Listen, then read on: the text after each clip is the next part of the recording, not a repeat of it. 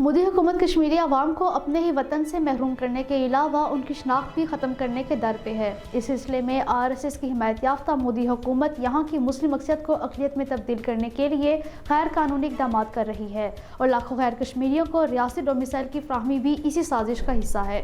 اہل Kashmir BJP RSS کو ان کی شناخت چھیننے نہیں دیں گے اور وہ ہندو جنونی طاقتوں کے غلام بننے پر موت کو ترجیح دیں گے۔ ضلع راجوری میں نام نہاد ولیج ڈیفنس کمیٹیوں کو مضبوط بنانے کے نام پر ہتھیار فراہم کرنے کا سلسلہ جاری ہے تو دوسری طرف ڈانگری سمیت 1 درجن دیہات 12 روز سے فوجی محاصرے میں ہیں۔ مزید کئی افراد گرفتار کیے گئے، اب تک 50 سے زائد نوجوان حراست میں لیے جا چکے ہیں۔ کل جماعتی حریت کانفرنس نے کہا ہے کہ بھارتی حکومت مقبوضہ جموں کشمیر میں اپنے ہندوتوا ایجنڈے کو آگے بڑھانے کے لیے G20 صدارت کا غلط استعمال کر رہی ہے۔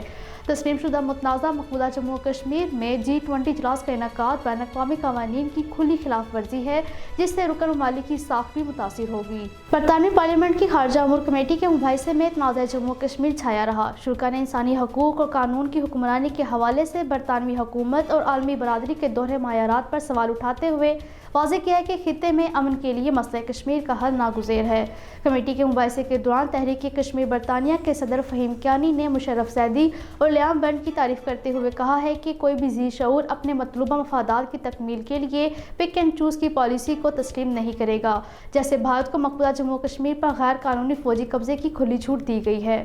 تحریک حق خود ارادیت انٹرنیشنل کے زیر اہتمام آزاد کشمیر یونیورسٹی کے اشتراک سے مظفر آباد میں خواتین اور نوجوان کانفرنس کا انعقاد کیا گیا، جس میں کشمیری عوام کے حق خود ارادیت کی بھرپور حمایت کا اعادہ کرتے ہوئے عالمی برادری، اداروں اور تنظیموں سے مطالبہ کیا گیا ہے کہ وہ کشمیری عوام کو ان کا پیدائشی حق خود ارادیت دلانے میں اپنا کردار ادا کریں۔ بھارتی ریاست آسام میں مودی حکومت کی طرف سے مسلمانوں کی بے دخلی کی مہم جاری ہے۔ لکھیم پور کے مزید 299 مسلمان خاندانوں کو اپنے گھروں سے بے دخل کیا گیا ہے۔